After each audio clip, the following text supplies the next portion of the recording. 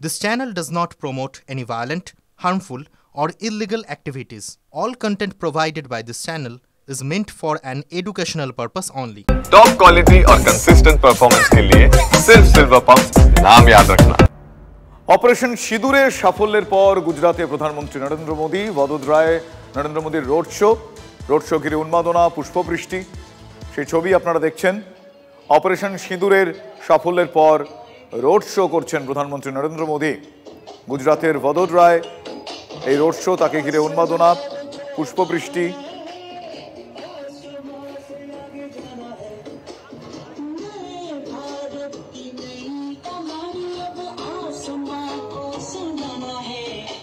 সেই ছবি আপনারা এই মুহূর্তে দেখছেন। অপারেশন সিঁদুরের সাফল্যের কথা গতকাল মন কি বাতে তিনি উল্লেখ করেছেন। সুরক্ষা, অপারেশন সিঁদুর সুরক্ষার অন্য নাম তিনি উল্লেখ করেছেন। এবং অপারেশন সিঁদুরের সাফল্যের পর গুজরাতে প্রধানমন্ত্রী নরেন্দ্র মোদী, বদোদরায় তিনি রোড শো করছেন। সেই রোড শোর ছবি আপনারা দেখছেন এই মুহূর্তে। রোড শো ঘিরে সাধারণ মানুষের উন্মাদনা, আশপাশের বাড়ির ছাদ থেকে হাত নেড়ে প্রধানমন্ত্রী নরেন্দ্র মোদীকে অভিনন্দন জানাচ্ছেন, শুভেচ্ছা জানাচ্ছেন দেশের মানুষ। বদোদরায় নরেন্দ্র মোদীর রোড শো, সেই ছবি দেখছি আমরা সরাসরি। আমার সহকর্মী জ্যোতির্ময় কর্মকার এই মুহূর্তে আমার সঙ্গে। জ্যোতির্ময়, যেটুকু ছবিতে দেখা যাচ্ছে সাফল্যের উদযাপনকে বলা যেতেই পারে। গতকাল মন কি বাতেও এই দেশের মনের কথা দেশের প্রধানমন্ত্রীর কণ্ঠে শোনা গিয়েছিল। আজ এই রোড শো, কতটা সাফল্যের সঙ্গে এই উদযাপন পালিত হচ্ছে অপারেশন সিঁদুর, কি বলবে? যে খবর আমরা পাচ্ছি যে প্রধানমন্ত্রী নরেন্দ্র মোদীর আজ একাধিক কর্মসূচি রয়েছে। এই কর্মসূচিগুলি বিভিন্ন জায়গায় পালিত হবে। যার মধ্যে রয়েছে একটা 9000 হর্স পাওয়ারের লোকোমোটিভ ইঞ্জিন, যেটা প্রায় ইন্ডিয়ার প্রথম, সেইটা আজকে তিনি উদ্বোধন করবেন। এবং গুজরাট গভর্নমেন্টের সঙ্গে একাধিক জায়গাতে দাহোদ, ভুজ, ভদোদরা, গান্ধীনগর, বিভিন্ন জায়গাতে তার কর্মসূচি। কিন্তু তার মধ্যে যে বিষয়টি সব থেকে বেশি গুরুত্বপূর্ণ তা হচ্ছে যে ছবি আমরা এই মুহূর্তে দেখতে পাচ্ছি তা হচ্ছে রোড শো। এই রোড শোর মূল লক্ষ্যই হচ্ছে অপারেশন সিঁদুরের সাফল্য। গতকাল প্রধানমন্ত্রী নরেন্দ্র মোদী 20টি রাজ্যের অর্থাৎ এনডিএ শাসিত রাজ্যের মুখ্যমন্ত্রীদের সঙ্গে যে বৈঠক করেছেন সেখানেও একটি রিজলিউশন নেওয়া হয়েছে যে প্রধানমন্ত্রী নরেন্দ্র মোদী এবং সেনাবাহিনীকে অভিনন্দন জানানো হবে। তার কারণ অপারেশন সিঁদুরের সাফল্য সম্পূর্ণভাবে ভারতীয় সেনার এবং নেতৃত্বের স্বীকৃতি প্রধানমন্ত্রী নরেন্দ্র মোদীকে দেওয়া হবে। এবারে তা নিয়ে জনমত তৈরি করতে, অর্থাৎ আগামী দিনে যাতে ভোটের বাক্সে তার প্রতিফলন তৈরি হয়, সেই কারণে কিন্তু বিভিন্ন জায়গাতে রাজনৈতিক কর্মসূচি নেওয়া হচ্ছে। এবং আজকে যে ছবি, যে বিজয় উল্লাসের ছবি আমরা দেখতে পাচ্ছি, এই ছবি আদতে এই পরিকল্পনার একটি অঙ্গ। ধন্যবাদ জ্যোতির্ময়।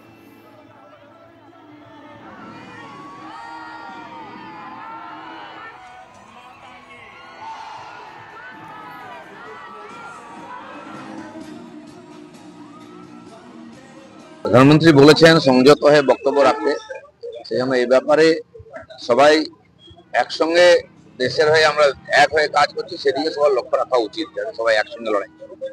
অন্যদিকে আগামীকাল দিল্লিতে বৈঠকে তৃণমূলের সংসদীয় দল, দিল্লিতে তৃণমূলের দফতরে জরুরি বৈঠকের ডাক, সব সাংসদদের উপস্থিত থাকার নির্দেশ দেওয়া হয়েছে।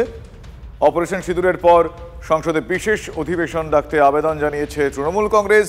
সংসদীয় দলের সঙ্গে বিদেশ সফরে অভিষেক বন্দ্যোপাধ্যায়।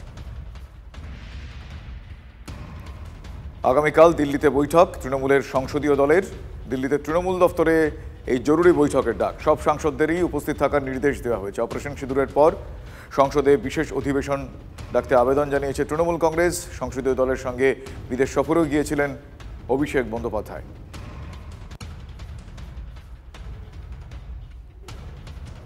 অন্যদিকে তৃণমূলের কর্মী সমর্থকদের একটা নির্দেশ দেওয়া হয়েছে। কি সেই নির্দেশ? এটা একটা সতর্কবার্তাও। সেলসম্যান সেজে ভোটারদের ব্যক্তিগত তথ্য সংগ্রহ করা হচ্ছে। দলের নেতাকর্মীদের এভাবে সতর্ক করল তৃণমূল।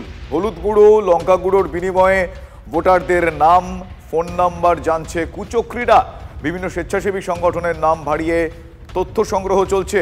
সার্কুলার জারি করে দলের নেতাদের এমনটাই জানিয়েছে তৃণমূল কংগ্রেস। আমার সহকর্মী সৌরভ গুহর সঙ্গে কথা বল। সৌরভ, সার্কুলারে এক্স্যাক্টলি কিভাবে সতর্ক করা হয়েছে, কি অভিযোগ তোলা হয়েছে?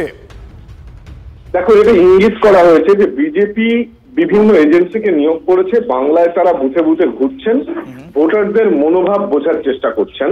এই মর্মে সতর্ক করলো তৃণমূল নেতৃত্ব।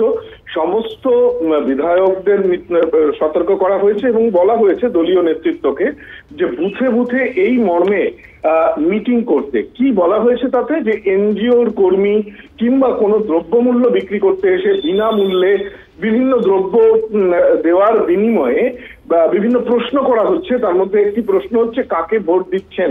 বিশেষত মহিলাদেরকে এখানে টার্গেট করা হচ্ছে বলে দলীয় সূত্রে খবর।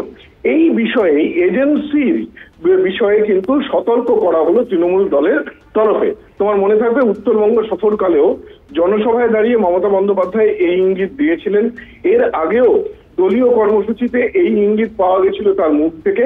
এবার মুখ্যমন্ত্রী তৃণমূল সুপ্রিমোর কথাটাকেই নির্দেশ আকারে দলের অন্যান্য নেতাদেরকে সতর্কীকরণ করা হলো নির্দেশিকা বা হোয়াটসঅ্যাপ গ্রুপে বিশেষ নির্দেশিকা জারির মধ্যে দিয়ে। ধন্যবাদ সৌরভ, ধন্যবাদ।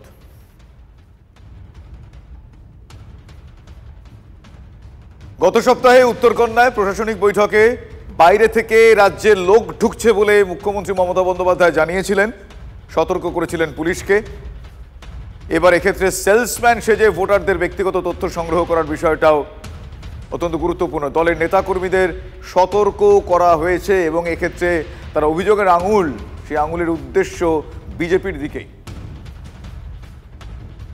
আমি শুনছি অনেক বাইরের লোক, কেউ আসাম থেকে, কেউ ইধার থেকে, কেউ উধার থেকে, বিভিন্ন লোক বিভিন্ন এলাকায় ঢুকছে।